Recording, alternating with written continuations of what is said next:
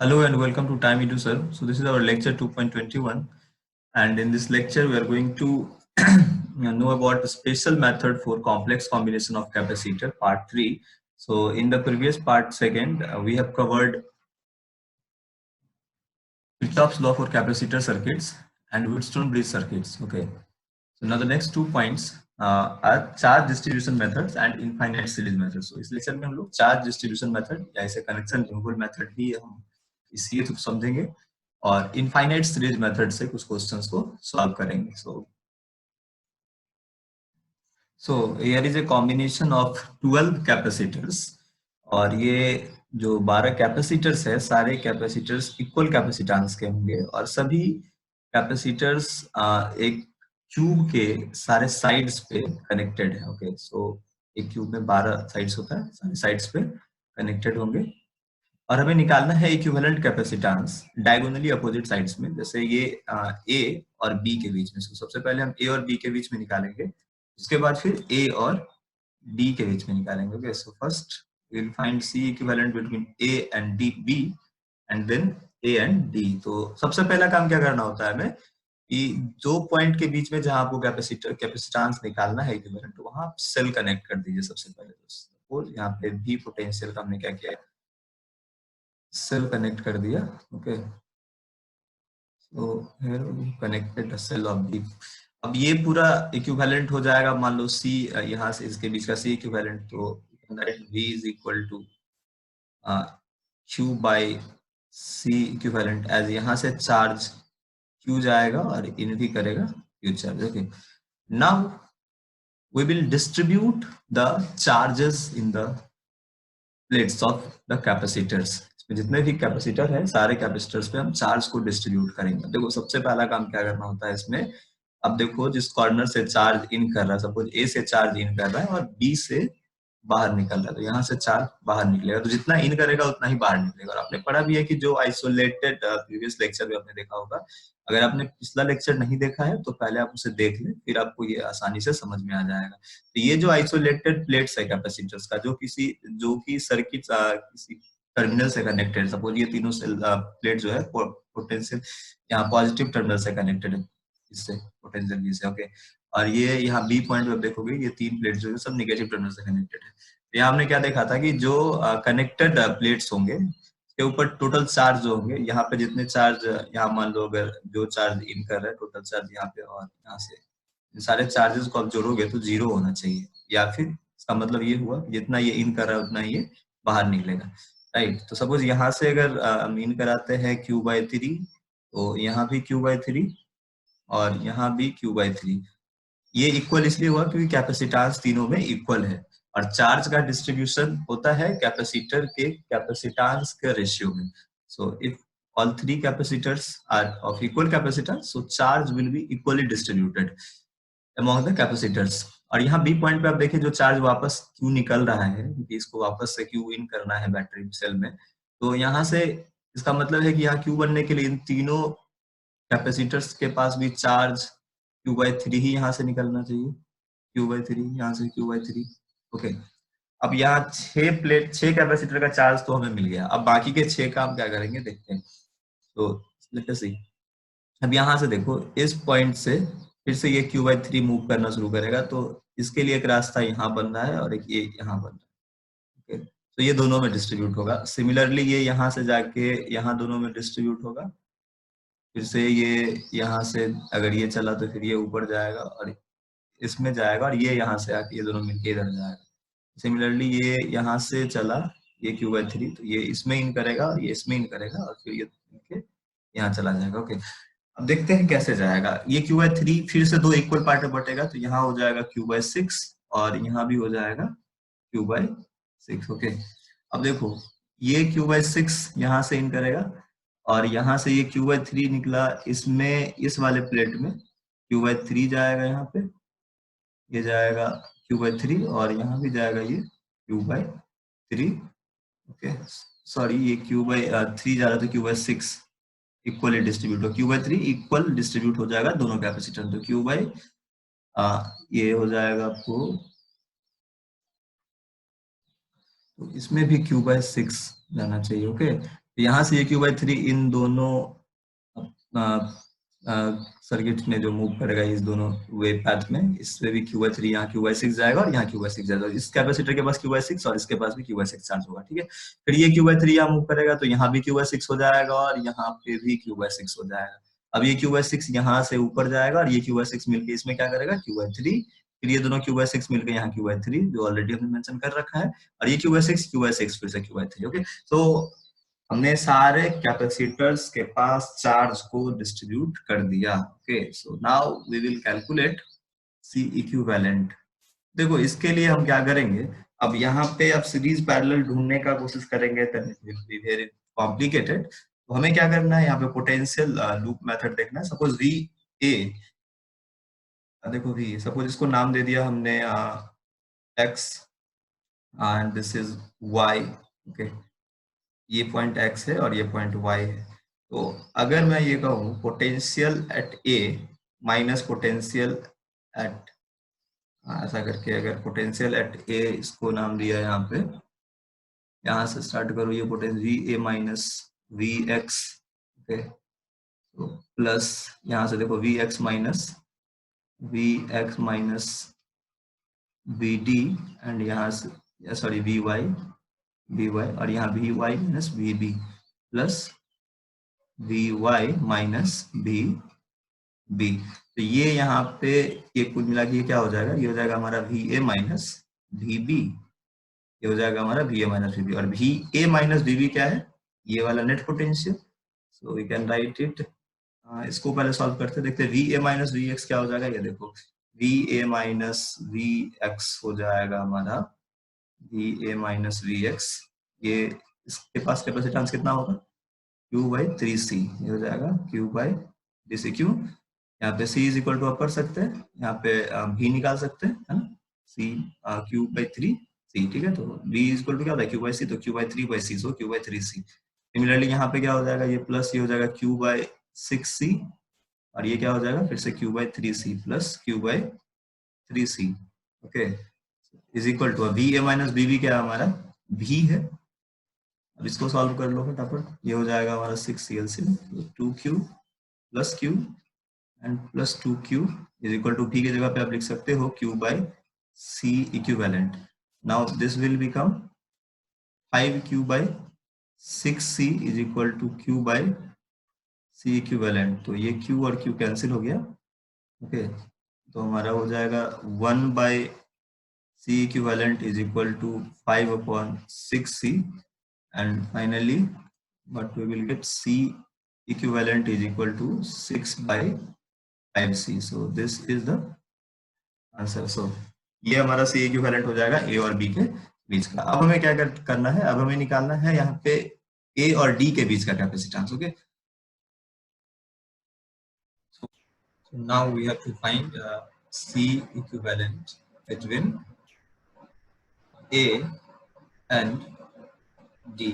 Okay, सबसे पहले ए और डी के बीच में हमें क्या करना है, एक सेल कनेक्ट कर देना है। ओके, ए और डी में एक सेल कनेक्ट कर दिया वी पोटेंशियल का। ओके, अब क्या करना है, सबसे पहले चार्ज को डिस्ट्रीब्यूट करना है। देखो चार्ज डिस्ट्रीब्यूट कैसे होगा, यहाँ से इस सेल से क्यू चार्ज अगर मान ले निकलता है तो यहाँ से क्यू इन करेगा, ये और ये तीन डिस्ट्रीब्यूट होगा तीनों में, इन तीनों कैपेसिटर में। ओके, सो यहाँ Q/3 आ जाएगा, यहाँ भी Q/3 आ जाएगा और यहाँ भी Q/3 आ जाएगा। सिमिलरली यहाँ से जब Q आउट होगा तो मतलब इन तीनों प्लेट कैपेसिटर से equal current sorry equal charge यहाँ से वापस आएगा। सो 6 कैपेसिटर में तो चार्ज हमारा डिस्ट्रीब्यूट हो गया। ओके, सो नाउ अब ये Q/3 फिर यहाँ से ऊपर वाले प्लेट्स में डिस्ट्रीब्यूट होगा और ये Q/3 यहाँ से फिर जब यहाँ ये आगे मूव करेगा तो देखो यहाँ पे चूंकि हमें पता पहले से है कि Q/3 है, तो ये Q/3 इसका मतलब है कि इस प्लेट में नहीं जा रहा। ओके, सिमिलरली यहाँ से देखो जब ये Q/3 इस कॉर्नर पे इन कर रहा है, ओके यहाँ पे, तो यहाँ पे इस प्लेट में Q/3 पता है हमें, तो इसका मतलब कि इसमें भी चार्ज नहीं जा रहा और इसमें भी चार्ज नहीं जा रहा, तो ये दो कैपेसिटर में चार्ज नहीं जा रहा, मतलब ये नल कैपेसिटर से। ओके, सो अब यहाँ से ये Q/3 यहाँ से कितना जाएगा, ये Q/6 ये डिवाइड हो रहा है क्लियरली, तो ये क्यू बाई सिक्स जा रहा। तो ये इसमें जान इस प्लेट पे तो जाएगा नहीं, इस कैपेसिटर में, तो यहाँ पे भी क्यू बाई सिक्स ही रहेगा और यहाँ पे भी क्यू बाई सिक्स ही रहेगा, ऑलरेडी इसमें भी नहीं जाना। और ये क्यू बाई सिक्स मिल गया, यहाँ क्यू बाई थ्री हो गया। So we have distributed charge clearly. अब इसको क्या करना है, यहाँ से ये वाला आर्म जो हमारा, इस आर्म को हटा देना है और इस आर्म को हटा देना है। तो आप देखेंगे ये कैपेसिटर और ये और ये क्या हो जाएगा, सीरीज, और इन दोनों का ये पैरेलल। सिमिलरली इसको हम इक्विवेलेंट ऐसे लिख सकते हैं। तो इसका ये इन दोनों आर्म को अगर हम रिमूव कर देंगे तो कुछ इस तरीके से हमारा ये कैपेसिटर दिखेगा, ये नेटवर्क अब दिखेगा। तो यहाँ पे अब देखो ये दोनों क्लियरली दिख रहा है सीरीज में, ये दोनों सीरीज में, ये दोनों सीरीज में, ये दोनों सीरीज में। ओके, इन दोनों सीरीज का जो कॉम्बिनेशन हो जाएगा, ये हो जाएगा हमारा C/2। सिमिलरली ये हो जाएगा C/2, और ये भी C/2, और ये भी C/2। नाउ ये दोनों पैरेलल, ये दोनों पैरेलल। ओके, सो इसका इक्विवेलेंट हम क्लियरली ऐसा लिख सकते हैं, ये हमारा ए, यहाँ से नीचे से हम प्लेट बना के इसको, ये हमारा हो जाएगा, this will B C/2। Okay, ये दोनों C/2 हो जाएगा यहाँ, दिस इज पॉइंट से D। अब इसके ऊपर देखो ये यहाँ से, एक्चुअली इसके साथ ये पैरेलल है C/2, तो इन दोनों को एक साथ हम लिख सकते हैं, इसको एक साथ C/2 और C/2 का पैरेलल क्लियरली है। जब ये दोनों पैरेलल, ये C/2 हो गया और ये भी C/2 हो गया, तो इन दोनों का पैरेलल कितना हो जाएगा, C/2, और C/2 का पैरेलल C हो जाएगा, so this will B C। अब सिमिलरली यहाँ पे आप देखिए ये हो गया हमारा कितना, C/2, और ये हो गया C/2। तो यहाँ से ये हो जाएगा C/2 का ये पूरा नेटवर्क जो है ना, ये पूरा नेटवर्क C बन जाएगा, C/2 और C/2 का ये सीरीज, और ये दोनों सीरीज, तो सीरीज C/2 हो गया, ये C और C दो C/2 हो गया, ये दोनों सीरीज C/2 हो गया, और दोनों का पैरेलल C हो जाएगा। ओके, तो इसको और इसके साथ ये पूरा अगर C हो गया हमारा, तो ये C और ये C तीनों सीरीज हो जाएगा, मतलब यहाँ से इस पॉइंट से इस पॉइंट के बीच में इक्विवेलेंट हो गया C, और ये भी C, ये भी C, तो ये तीन C सीरीज हो जाएगा ना, ऐसा करके लिख सकते हैं हम, C C C। ओके, तो इसका नेक्स्ट नेटवर्क हम ऐसा बना सकते हैं, this will B now C/3 तीनों सीरीज में, तो इसको हम ऐसा C/3 लिख सकते हैं, तो दिस इज नाउ C/3। इसके साथ ये A, ये B और ये C, नाउ C/3 और C/3 दोनों हो जाएगा सीरीज में, पैरेलल में सॉरी, तो C equivalent will be C plus C/3, so this is 4C/3, this will be the answer, C equivalent, okay, between A and D. Now we have a infinite series combination. जैसे यहाँ पे देखो A और B के बीच में हमें C equivalent निकालना है, we have to find out C equivalent between A and B। अब देखिए ये इनफाइनाइट कैसे है, यहाँ पे ये C के साथ ये 2C कनेक्टेड है, फिर 2C के साथ ये 2C और सबके बीच में CC कनेक्टेड है।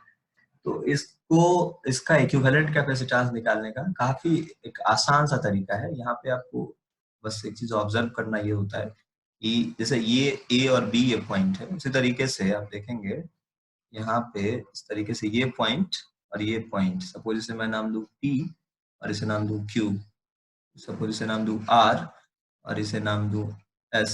ओके, इसे नाम दिया T, इसे नाम दिया U। देखेंगे C equivalent between A and B। Okay, यहां से देखो इनफाइनाइट सीरीज आ रहा है, अगर मान लो यहाँ पे C इक्विवेलेंट है, तो इसके बीच में, इस दोनों P और Q के बीच में अगर हम देखेंगे, P एंड Q के बीच में, P एंड Q के between P and Q C equivalent, तो यहाँ से कितना कैपेसिटर्स हमारा सीरीज ये कॉम्बिनेशन है इसका, ये भी यहाँ से भी इनफाइनाइट है। आर और एस से देखे तो ये भी इनफाइनाइट है, टी और यू से देखे तो भी इनफाइनाइट है। इसका मतलब है कि ए से बी के बीच में जितना इक्विवेलेंट कैपेसिटेंस आपको मिलेगा, उतना ही पी और क्यू के बीच में मिलेगा, उतना ही आर और एस के बीच में मिलेगा। तो हम लोग ऐसा कर सकते हैं कि पी और क्यू के बीच का इक्विवेलेंट कैपेसिटेंस को हम सी इक्विवेलेंट बोलते हैं, ठीक है, this will be the C equivalent, जैसा कि ये ए और बी के बीच में होगा। तो इसे हम ऐसा लिख सकते हैं, हम ऐसा बना के, ये हमारा सी, ओके, ये ए और ये बी, और यहाँ से ये हो गया हमारा 2C, और यहाँ हो गया ये यहाँ से ये हो गया हमारा C इक्विवेलेंट, ओके। और A और B के बीच में ये क्या है, this will be the C equivalent as well. तो यहाँ पे आप क्लियर देख सकते हैं कि ये C इक्विवेलेंट 2C के साथ सीरीज है और इसके साथ ये पैरेलल है। तो इसका नेक्स्ट स्टेप हम ऐसा करेंगे, ये A और ये B, यहाँ ये हो गया हमारा C, दिस इज C, और ये 2C और C इक्विवेलेंट का सीरीज हम ऐसा ये बना के लिख सकते हैं ऐसा करके। सो 2C and C equivalent, C equivalent को एक काम करते हैं, इसको हम X मान लेते हैं, ठीक है। C equivalent is X, so this is X, इसको X बोलते हैं। तो 2C और X का सीरीज हो जाएगा 2C इंटू, मतलब 2C X by 2C plus X, okay. So this will B 2C X by 2C plus X, okay, and this is C। अब ये देखो देखो दोनों पैरेलल है, तो C equivalent is equal to A और B के बीच में ऐसा लिख सकते हैं, दोनों पैरेलल को जोड़ देंगे, C plus 2CX by 2C plus X। अब जो कि C इक्विवेलेंट वो X हमने एज्यूम किया, तो यहाँ भी आप X लिख सकते हैं। So X is equal to now C plus 2CX by 2C plus X। अब ये एक क्वाड्रेटिक इक्वेशन बनेगा और यहाँ से हम X को C के टर्म में सॉल्व कर सकते हैं, okay. So C multiply 2C plus X plus 2CX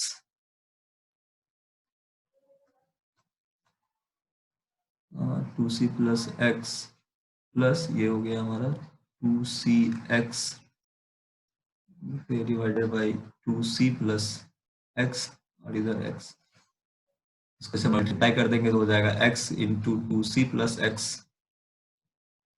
okay.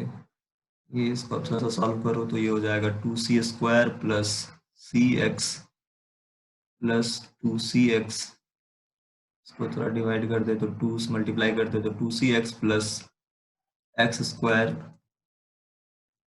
Plus X square is equal to 2C square plus ये हो जाएगा हमारा CX प्लस 2CX, ये हो जाएगा 3CX, so this is 3CX। अब सबको इधर लेके आते हैं सपोज, तो we will have 2C square plus 3CX minus 2CX minus X square is equal to 0। ये हो जाएगा 2C square minus 3CX, sorry plus 3CX minus 2CX, this will be CX and minus X square is equal to 0। अब ये simple एक quadratic equation है, हमें C का value, X का वैल्यू निकालना है, तो आप इसे ऐसा भी लिख सकते हैं X square minus 2C square minus, या फिर X square minus CX minus 2C square, okay. So we have to find out the value of X। तो ये एक क्वाड्रेटिक इक्वेशन है, इसको सॉल्व करेंगे, X का रूट निकालेंगे और वही वैल्यू जो होगा C equivalent. So we can split CX as X square minus 2CX plus CX minus 2C square is equal to 0। अब इसको हम फैक्टराइज कर लेते हैं, तो इसे हमने फैक्टराइज किया तो X यहाँ कॉमन लोगे तो X minus 2C, इसमें अगर C कॉमन लेंगे तो ये है X minus 2C is equal to 0, और X minus 2C यहाँ कॉमन आ जाएगा, X minus 2C plus X plus C is sorry multiply ना, X plus C is equal to 0। So X plus C is equal to 0 and X minus 2C is equal to 0। तो यहाँ से clearly X is equal to हम लिख सकते हैं, एक X equal to minus C होगा और यहाँ पे X is equal to 2C होगा। So obviously capacitance cannot be negative, so this is not correct। Finally we will get the equivalent capacitance X is equal to 2C, so C equivalent is equal to 2C। इस infinite capacitance capacitor network का जो equivalent capacitance है हमारा वो होगा 2C, okay. Now we have another network for infinite series. अब देखो ये थोड़ा डिफरेंट है, ठीक है। यहाँ पे आप देखेंगे कैपेसिटर्स का नंबर हम बढ़ाते जा रहे हैं, सी, इसमें 2C लगा दिया, 2 कैपेसिटर को सीरीज में लगा दिया, फिर 4 को सीरीज में लगा दिया, 8 को सीरीज में लगा दिया, फिर 16 को सीरीज में लगा दिया। तो ये किस तरीके से बढ़ रहा है, अब देखेंगे ये सब सीरीज में, तो सारे का सीरीज का सम तो हम लिख सकते हैं ना, तो इसको हम ऐसा इक्विवेलेंट ऐसा करके लिख सकते हैं, ये हो जाएगा हमारा C, इसके नीचे ये हो जाएगा C/2 इसके नीचे ये हो जाएगा C/4, इसके नीचे ये हो जाएगा हमारा C/8, इसके नीचे हमारा ये हो जाएगा C/16 and so on infinite तक। ठीक है, तो यहाँ से मान लो इनफाइनाइट पे भी है, तो C इक्विवेलेंट अगर हमें यहाँ पे निकालना है इसके बीच में, तो यहाँ देखो C इक्विवेलेंट इज इक्वल, अब सब पैरेलल हो गया ना, सबका सब पैरेलल हो गया, so C equivalent is equal to C plus C/2 plus C/4 plus C/8 plus infinite. ये एक इनफाइनाइट सीरीज है ज्योमेट्रिक प्रोग्रेशन का। ओके, ये क्या है, एक जीपी में, this is in GP, geometric series. तो इसमें से हम क्या निकालेंगे, C equivalent is equal to, now you can write C बाहर ले लेते हैं, तो we have 1 plus 1/2 plus 1/4 plus 1/8 plus 1/16 plus infinity. तो इसका जो ये जो जीपी का सम होगा, इसमें देखो कॉमन रेशियो R हो जाएगा हमारा 1/2। ओके, तो इनफाइनाइट टर्म का जीपी का जो इक्विवेलेंट सम होता है, sum of n terms in infinite series in GP, ये होता है C, ये तो बाहर रखो, इसका सम हो जाएगा, ये होता है, ऐसा समझो, A/A minus R। So what is A? A is the first term and R is the common ratio. यहाँ पे देखो फर्स्ट टर्म हमारा क्या है, 1 है, so 1 by, can write it 1/1 minus 1/2, ये हो जाएगा हमारा C into 1/2। Okay, so C equivalent is equal to now C into C, ये दो नीचे डिनोमिनेटर का ऊपर चला जाएगा, तो C into 2, so equivalent capacitance here is equal to 2C। okay, so this was also very simple question। तो इस तरीके से देखो हम सॉल्व कर सकते हैं आराम से काफी कॉम्बिनेशन, काफी कॉम्प्लेक्स कॉम्बिनेशन ऑफ कैपेसिटर्स को। अगर इनफाइनाइट सीरीज में हो तो हमें पर्टिकुलर क्वेश्चंस में या उस तरीके का टाइप देखना होता है कि अगर उसमें क्या जीपी बन रहा है या एपी बन रहा है, तो वहां पे आप उसका जो समेशन का फॉर्मूला होता है वो यूज करके आप बना सकते हैं प्रोग्रेशन का। बाकी अगर ऐसा कोई इनफाइनाइट, जैसे ये वाला क्वेश्चन जो हमने देखा, इस क्वेश्चन में हमें देखना है कि अगर ये इस तरीके से पैटर्न रिपीट कर रहा है, तो यहाँ पे हमें दो कॉमन पॉइंट ले लेना होता है जहां से इक्विवेलेंट कैपेसिटेंस सेम ही हो, जो ए और बी के बीच में होता है। ठीक है, तो इस तरीके से we can find out, we can solve out very complex combination of capacitors. Okay, now this is the end of the lecture, and also I think this will be the last lecture for this chapter second। okay, और इसके बाद हम लोग questions series करेंगे, इसमें काफी सारे questions करेंगे, पूरे इलेक्ट्रोस्टैटिक्स का कॉम्बाइन एक बनाएंगे हम लोग प्लेलिस्ट, जिसमें प्रीवियस ईयर प्रॉब्लम्स नीट का और जेई का उसको कवर अप करेंगे। ठीक है, सो क्वेश्चन सॉल्व करते रहें, प्रैक्टिस करते रहें, रिवीजन करते रहें। Thanks for watching, God bless you all.